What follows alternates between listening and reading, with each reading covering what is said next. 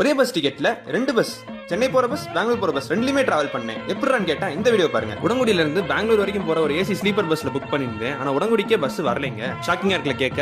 எனக்கு அப்படிதாங்க இருந்துச்சு. திருச்செந்தூர் பக்கத்துல இருக்க உடங்குடியில இருந்து ஹொசூர் வரைக்கும் போறதுக்காக நான் இந்த ஏசி ஸ்லீப்பர் பஸ்ல புக் பண்ணிருந்தேன். ஈவினிங் 5:45 பஸ், 5 மணிக்கெல்லாம் போர்டிங் பாயிண்ட்டுக்கு வந்துட்டோம். அங்க வந்து பார்த்தா சென்னை போற பஸ் மட்டும் தான் இருக்கு, பெங்களூர் பஸ் இல்லவே இல்ல. 5:45 வரைக்கும் வெயிட் பண்ணி பார்த்தோம், பஸ் வரவே இல்ல. டிரைவர் நம்பர் ஒன்று சென்ட் பண்ணிருந்தாங்க, அது ஃபோன் பண்ணா யாருமே ஃபோன் எடுக்க மாட்டேன்றாங்க. அப்புறம் என்ன பண்றதுன்னு தெரியாம சென்னை பஸ்லயே கேட்டு நாங்க திருச்செந்தூர் வரைக்கும் வரோம், அங்க வந்து இறங்கிறோம் அப்படின்னு சொல்லி கேட்டோம். ஏன்னா பஸ் எங்க இருக்குன்னு யாருக்குமே தெரியல, அவங்களுக்குமே சரியா தெரியல. அதனால சரி வாங்க ஏத்திக்கிட்டாங்க. இந்த பஸ் திருச்செந்தூர் கிட்ட வரும்போது தான் அந்த பஸ்ல இருந்து வேற ஒரு நம்பர்ல இருந்து கால் பண்ணாங்க, அவங்க தான் டிரைவர்னு சொல்லிட்டு. அந்த பஸ்ல ஒரு சின்ன வேலை இருந்துச்சுனால பஸ் தூத்துக்குடியில இருக்கு, உடங்குடிக்கு வர முடியல, எப்படியா தூத்துக்குடி வந்துருங்க அப்படின்னு சொல்லி சொன்னாங்க. அப்புறம் சொன்னோம் உங்க சென்னை பஸ்ல தான் வர, உங்களுக்கு ஃபோன் பண்ணோம், நீங்க ஃபோன் எடுக்கல, என்ன பண்ணன்னு தெரியாம சென்னை பஸ்ல ஏறிட்டோம் அப்படின்னு சொல்லி சொன்னோம். அதே பஸ்ல அப்புறம் தூத்துக்குடி வரைக்கும் கேட்டு தூத்துக்குடி வரைக்கும் டிராவல் பண்ணோம். நைட் 8 மணிக்கு தூத்துக்குடி ரீச் ஆனாங்க. அங்கதான் நம்ம சென்னை பஸ்ல இருந்து பெங்களூர் பஸ்க்கு மாறி என்னோட சிங்கிள் அப்பர் பர்த்ல ஏறி செட்டில் ஆயிட்டேன். இந்த பஸ்ல டிவிலாம் வச்சிருந்தாங்க, எந்த பஸ் கண்டுபிடிச்சிட்டீங்கன்னு கமெண்ட்ல சொல்லுங்க. நெக்ஸ்ட் டே மார்னிங் 5 ஆளுக்கு நம்ம ஒசூர் வந்து ரீச் ஆயிட்டோம். இந்த மாதிரி உங்களுக்கு ஏதாவது பஸ் ஸ்டாண்ட் கமெண்ட்ல சொல்லுங்க.